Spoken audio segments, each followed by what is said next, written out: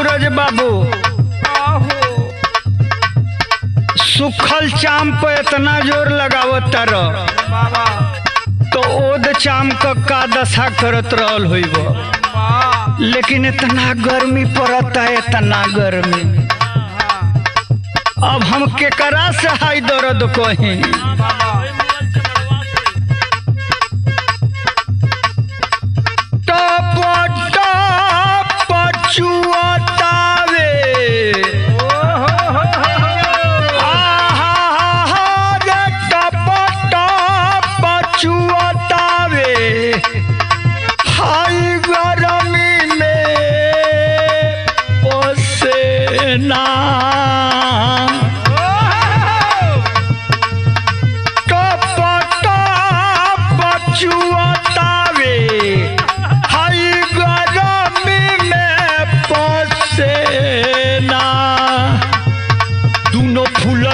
पर चलावतन बेना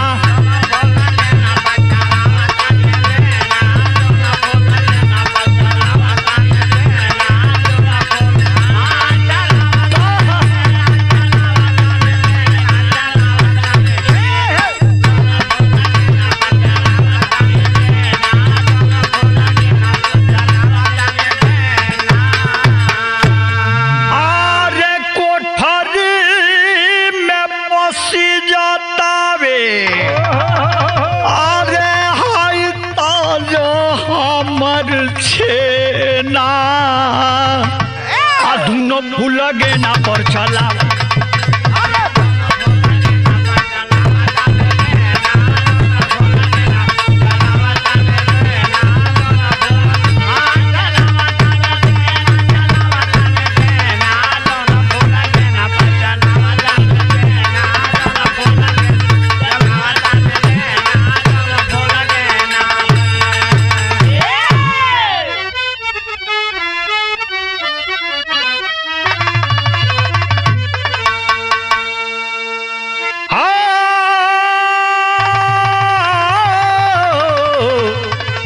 चमरिया हो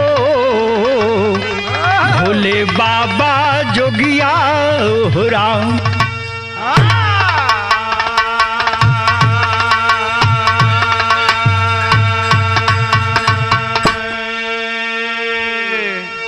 आई भैया, मैं लोकगीत बिरहा गायक कलाकार राकेश यादव पप्पू बाबा आप सभी श्रोता दर्शकों के चरणों में प्रणाम करते हुए आज एक हास्य रस का प्रसंग, जहां न पहुंचे रवि वहां पहुंचे कवि।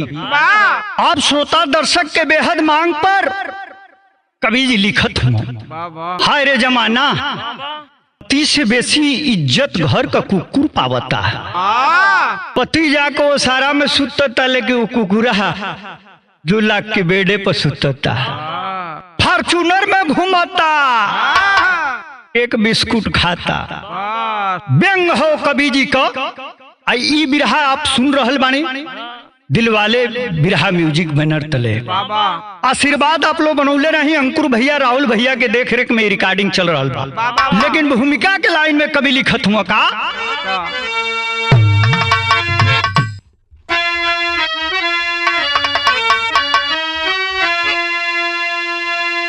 कैसी अनोखी धरा है हमारी, असंभव भी संभव है होता जहां पर। कोई सोच कर भी सिहर जाए यारो, हो जाता कुछ भी अचंभित यहाँ पर। इंसान इंसान से इश्क करते, मगर आज बदला नजारा जहां पर। इश्क में हो के अंधा न पशुओं को छोड़े, कई ब्रिजराज इंसानियत कहाँ पर।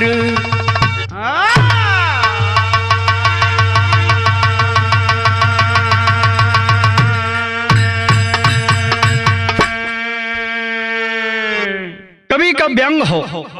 इंसान इंसान से इश्क करते, मगर आज बदला नजारा जहां पर। इश्क में हो के अंधा न पशुओं को छोड़े, गई ब्रिजराज इंसानियत कहां। अरे प्यार और इश्क में अंतर होला, ये तो समझे का बात हो। प्यार तो केहू से केहू करेला, लेकिन का मतलब का भाई चुम्मा चाटी सटौवल भी चालू हो जाए।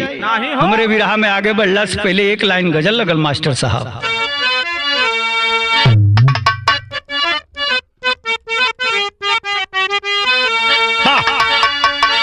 इश्क की रात है बरसात है तन्हाई है,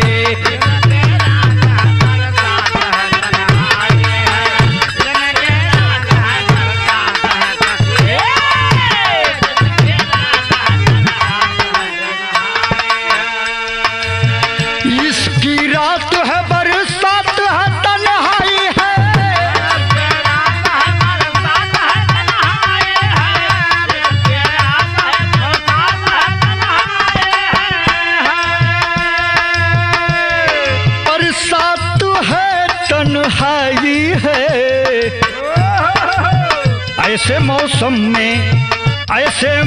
में सनम याद तेरी आई है, ऐसे मौसम में सनम याद तेरी।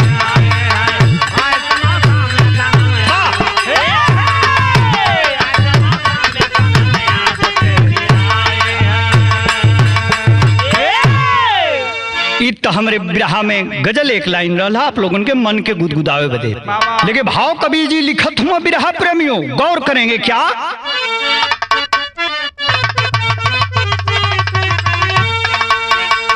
आज इंसान का इरादा हुआ कैसा है, आज इंसान का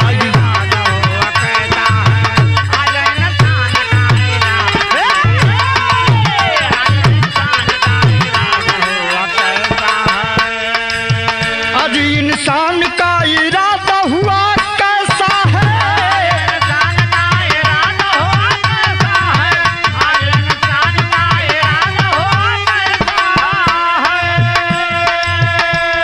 इरादा हुआ कैसा है।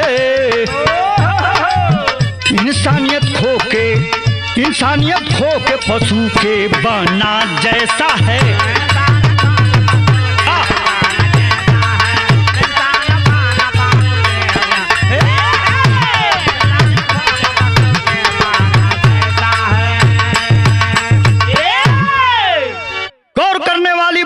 साथियों, पशु वृत्ति जब इंसान के अंदर आ जाए तो पशु और इंसान में क्या अंतर है, क्या फर्क है। आज इंसान का इरादा हुआ कैसा है, इंसानियत खो के पशु के बना जैसा है। तो पक्षी में चल जाना, कुछ लोग यही में होंगे। कहानी कहाँ के बाद कवि के कहना है शेर के माध्यम से क्या।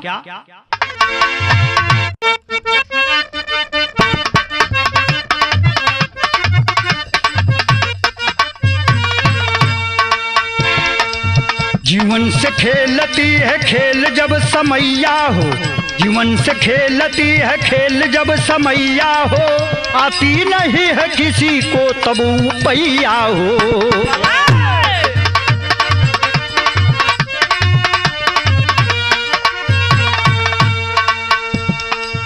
लड़े अनजान में केहू से जब नजरिया हो, लड़े अनजान में केहू से जब नजरिया हो, केहू भी हो जाला तब इश्क के पवरिया हो।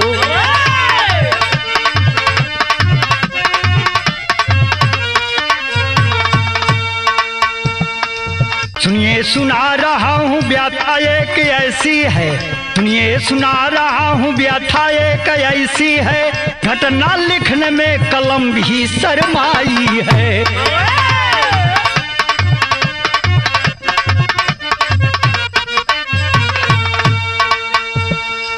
शहर सूरत में प्रेम सागर जी तब रहते हैं, शहर सूरत में प्रेम सागर जी तब रहते हैं, पत्नी स्वरा के साथ गुजर बसर करते हैं।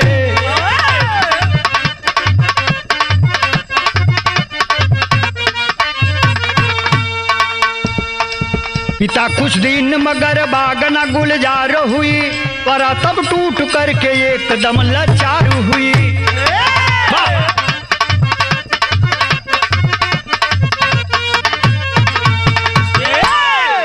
ए भैया बात के समझ लिया जा आगे बढ़ला से पहले।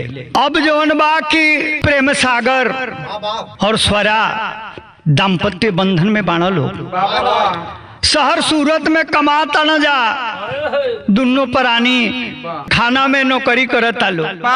घरवा एगो बॉडीगार्ड गबरुआ के पल्ले वालो, ओकरी खातिर बिस्कुट केक कुल लेके आवता लो, ओके खियावता लो। ओकर मौरा का नस एकदम चढ़ल जाती है। स्वरा की ओर ते तनी प्रेम की निगाह से देखे वो कुकुरा कि जे भी पहुंचे बिस्कुटवा खियावे के दादा के एकदम चढ़ जा ऊपर, कबो कबो तो पीछे में हो उलट जा। ये भैया इतना प्रेम देख के प्रेम सागर का पसीना छूटे लगा। कहला कि यही तो हमारी समन्वय धोक चढ़ जाता ऊपर, ठाह देता लुग्गा ने हो जाता, घबराता न। लेकिन पत्नी स्वरा से डरा हो ना कुछ को पौला ना कोनो आदेश चलल। लेकिन हमारी विराह में बदल गए मास्टर साहब कैसे बा।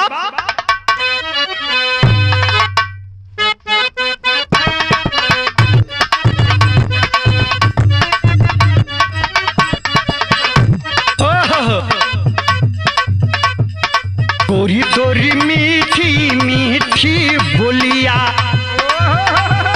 गोरी तोरी मीठी मीठी बोलिया, उखिया के भेलिया लगई हो रा।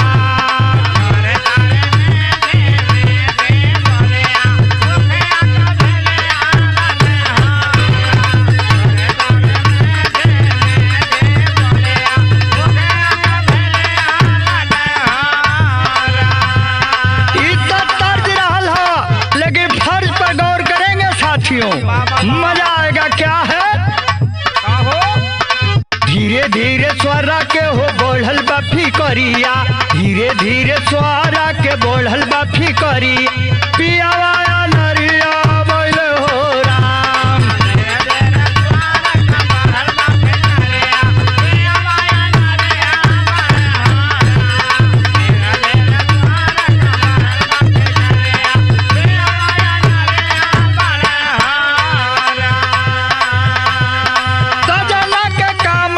कोरेला टवरवा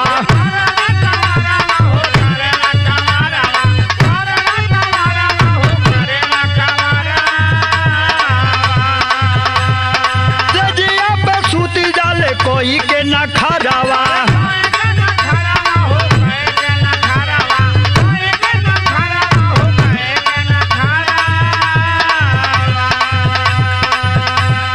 कुकुराऊ मोतिया करे मसकरिया, पियावा नरिया भइले हो रा।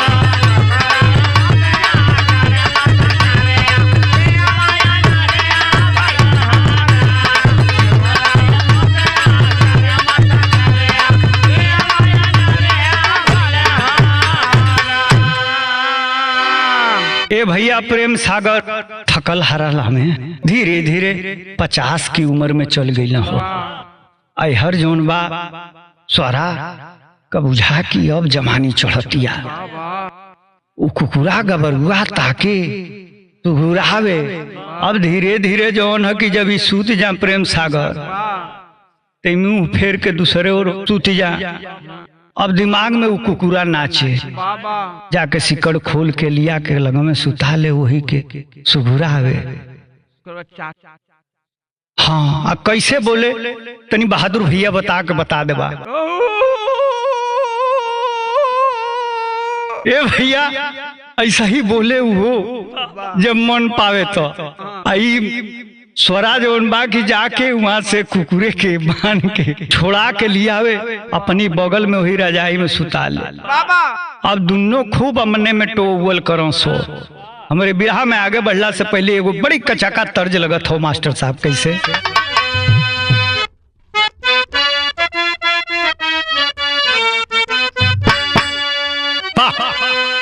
अरे तनी ताक दे तू हमारी ओरिया मोरी जईती, अरे मोर जईती बिना गंगा में नहैले हम तर जईती।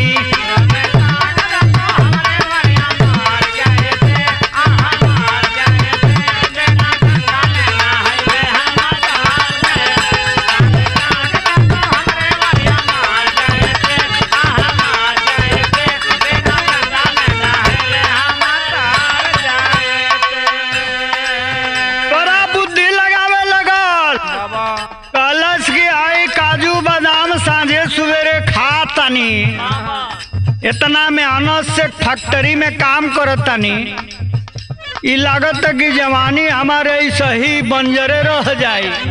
एक तक को लइको बच्चा ना भइला सा, आई मऊगा भातार मुंह दूसरे ओर फेर के सूत जाता। सोचतिया का हो?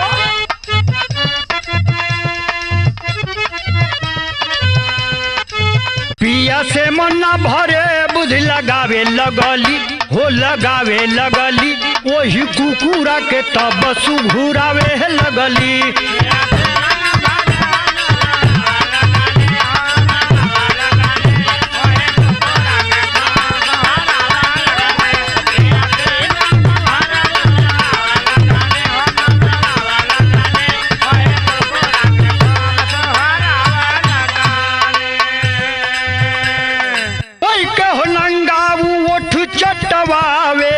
होखे दूर तो पजरा सटावे,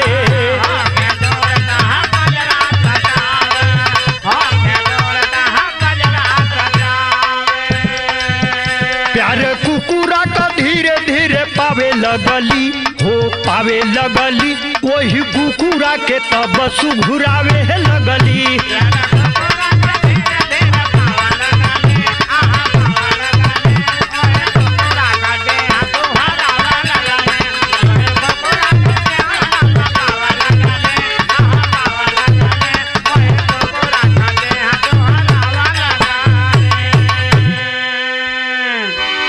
इतना स्वरा को कुकुरे से, कुकुरा का नाम मोतिया रहा, मोतिया से इतना लगाव हो गई कि अब जवन बा कि प्रेम सागर का कोनो जरूरत नहीं खे। जौन टाइम पर खाना पीना पा जात रहा उहो बंद होखे लगा, झुराइल मुरई की तरह होखे लगल, दिमाग फेल होखे लागल। सोचता न कि इतना मानत रहली हम देखता नहीं कि हमसे खास कुकुरे भइल बा, हमके खाना पूछते नहीं खे, और निम्मन निम्मन जवन रोटी रहती है उहे खिया देती है ले जाए। राह में आगे बढ़ला से पहले तर्ज बदल गई मास्टर साहब।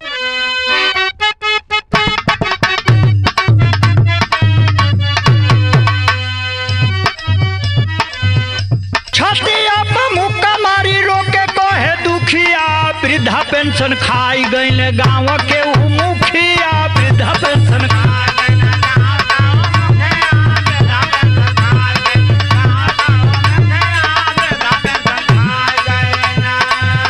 लेकिन छड़ी का आनंद बदला लगे। भाव पर गौर करेंगे विरह प्रेमियों क्या है।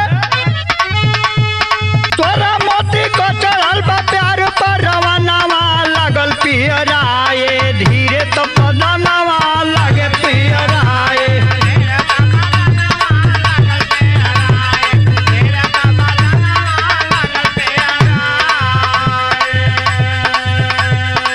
गोड़ भइल भारी फूलल खुशी के किलकरिया,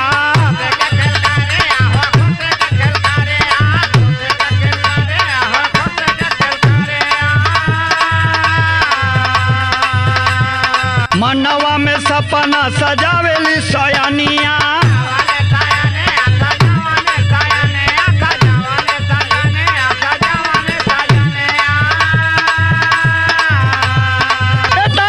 बेटी मोरा बड़ी खाना दानावा लगल पियराए, तब धीरे हो बदानावा लगल पियराए तब।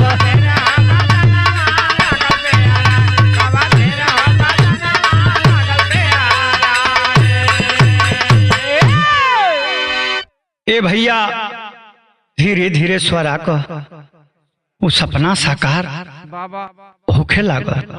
अब जवन है कि 7 महीना 8 महीना बीत गए, उधर बढ़त जाता, पेट चिन्हा गए। अब ये जवन सोचत हूँ कि कबो कबो 2020 खेलत रही, वही कई नतीजा बा। मार फैक्ट्री में मिठाई बांटत हूँ कि मैं अब बाप बनने वाला हूँ। मेरी वाइफ प्रेग्नेंट हो गई 50 साल की उम्र में। देखो एक मैं भी मर्द हूँ। अरे मार एकदम जयकारा जोने के मीट मछली खाए के उहो पामस खुशी में तनखइये बांटे लगल। ए भैया इधर स्वरा के पता बा कि जाए सार आगे के फेरा लेके कोनो काम का नहीं खा, तो से निक तो कुकुरे हमार बा मलाई खाता। तोरा के दिमाग में बा कि चलो प्रेग्नेंट हो गई बानी, मेहरारू बानी तो या तो लड़के हुई नहीं तो लड़की हुई, खूब खुश बाड़ी। लेकिन विदेशिया में भगवान से कहत हूँ हमार कवि जी का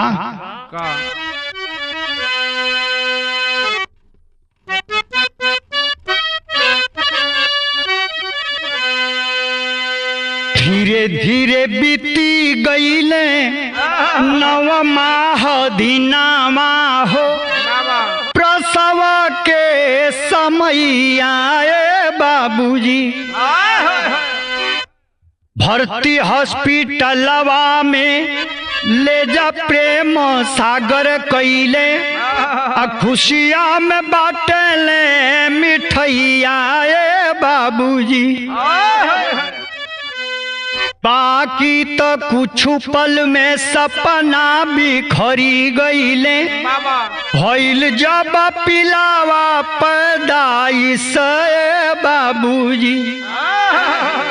डॉक्टर नर्सयाम लोग ताना कोसे लगले, अब भइल चरज यही समैया बाबूजी। ए भैया भर्ती वाले में जब डिलीवरी के समय देखले हो सो कि पिल्ला पैदा होता, आकार मच गई। नर्सवा तो चिहुक के 3 पोरसा ऊपर कूद के चलल भाग खलस की अरे ये तो राक्षस पैदा हुआ है। अच्छी वैरायटी का है। ओई में से निकलल और लगल के हाँ बोले। कैसे बोले भैया? बहादुर भैया अगले जन्म में पिलवे रहना का हो पोचकट्टवा वाला रहा। ए भैया हाहाकार मच गया हॉस्पिटल में, ये क्या चमत्कार हो गया। अब जो है कि बड़े बड़े डॉक्टर बड़े बड़े विद्वान लोगों का तांता लगे लगल। लोग जानल चाहे कि ये कैसे हो गई। जब लोग करीब पहुंच के स्वरा से पूछले है तो सगरी बतिया बतौलस। तेरी के भाव में कहना बा मास्टर साहब का,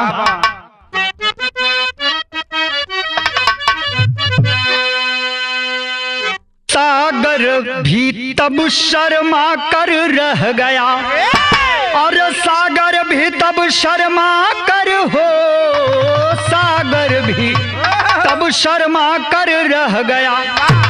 वेद को पत्नी उसकी जब की किया उजागर, अरे उजागर।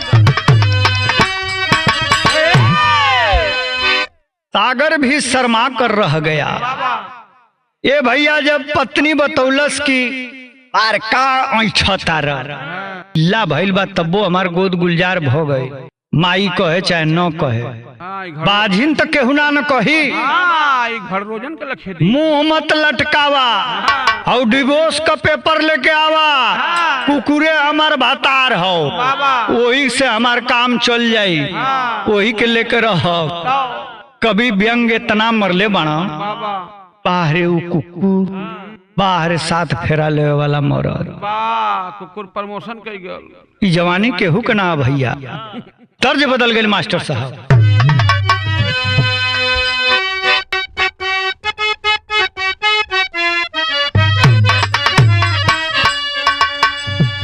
तोरी अखिया के गजरा कटार हो, बड़ा ही जान मारे बड़ुए।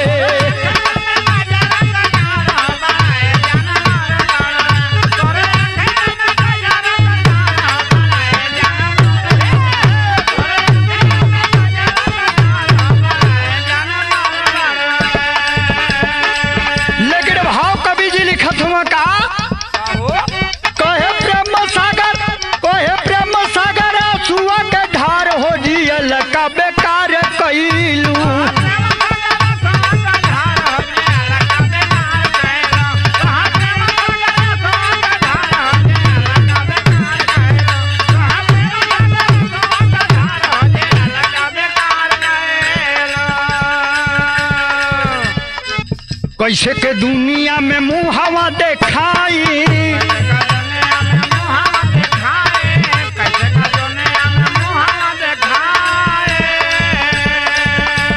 जियब नहीं खाई के जहर मर जाई,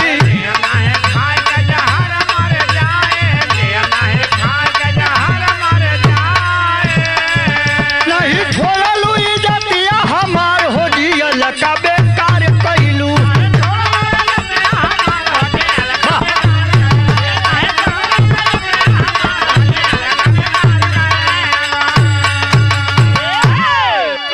प्रेम सागर कहत होंगी जो रे कुलछनी, तू तो ऐसा कह दिली कि अब बुझा तक जहर खा के मरे के पड़े। पहपट में कवि लिखत हूँ बड़ी ऊंची बात का,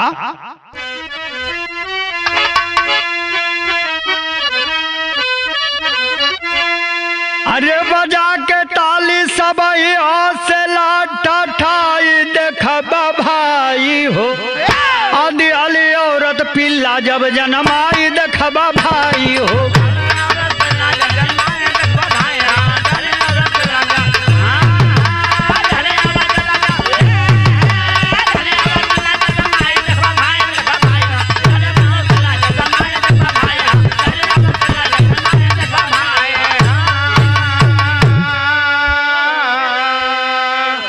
हॉस्पिटल में हल्ला हो गया, पत्रकार तब आए हो, अपने सामने स्वरा को उस दम तुरंत तब बिठाए हो।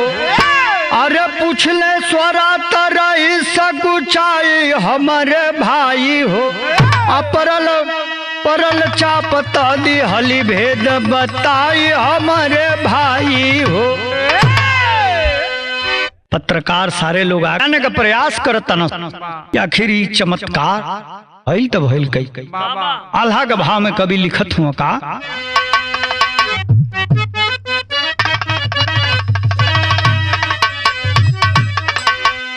अरे पेट की अगिनिया के अरे भल ही केहू दबाई भैया,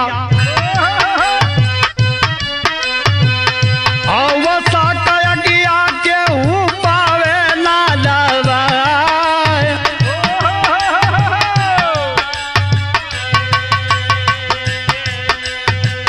बतावेली स्वरा तब अपना कहानिया मितला,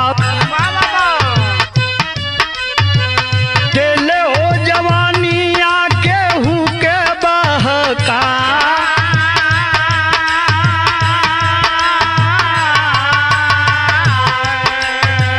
समझे न पिया सुना मोरो यार मनवा सुनबा, पिकअप पकड़ के गाड़ी तब बेकावा लगा,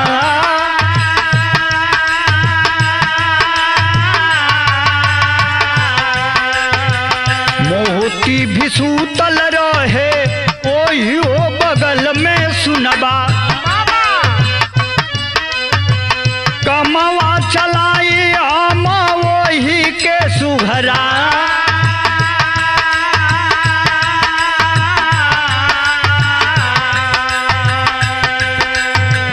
भापी गयल मोती जब भावना के हमारी देखबा, दुनिया में दियल शाम के माई हो बना।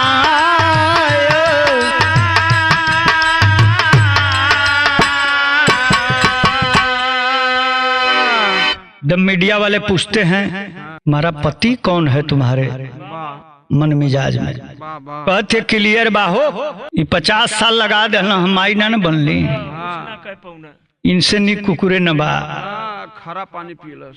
ए भैया हाथ से व्यंग बा, कभी का एगो विचार है, लेकिन हमरा भी देखत में सही बात हो।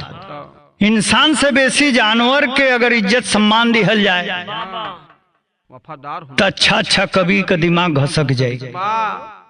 आइए कुल लिखी हाँ व्यंग के रूप में, खड़ी के भाव में कहे के पड़ता का,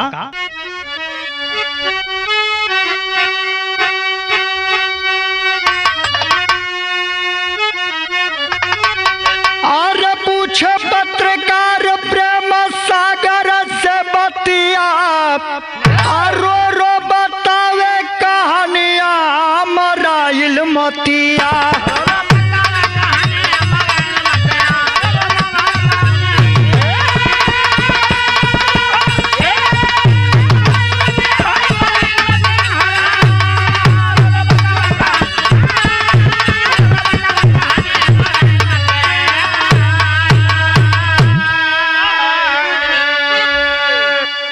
स्वरा मन के मितावा वही मोती के बनावली।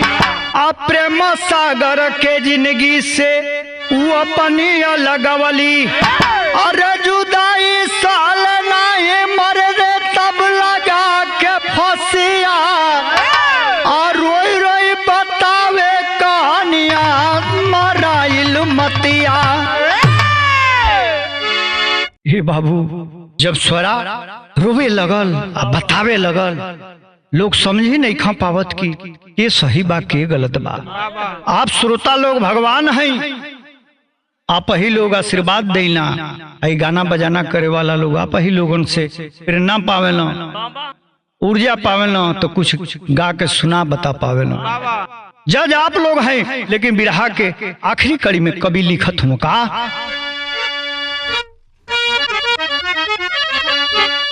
कुसुम पराग स्वामी जद्दू गए स्वर्ग के नगरी। कहे सुरेंद्र काशी की अरे वृथा बजीवन सगरी हो। सागर भी तब शर्मा कर रह गया। राकेश ब्रिजराज जन जन में हुआ उजागर।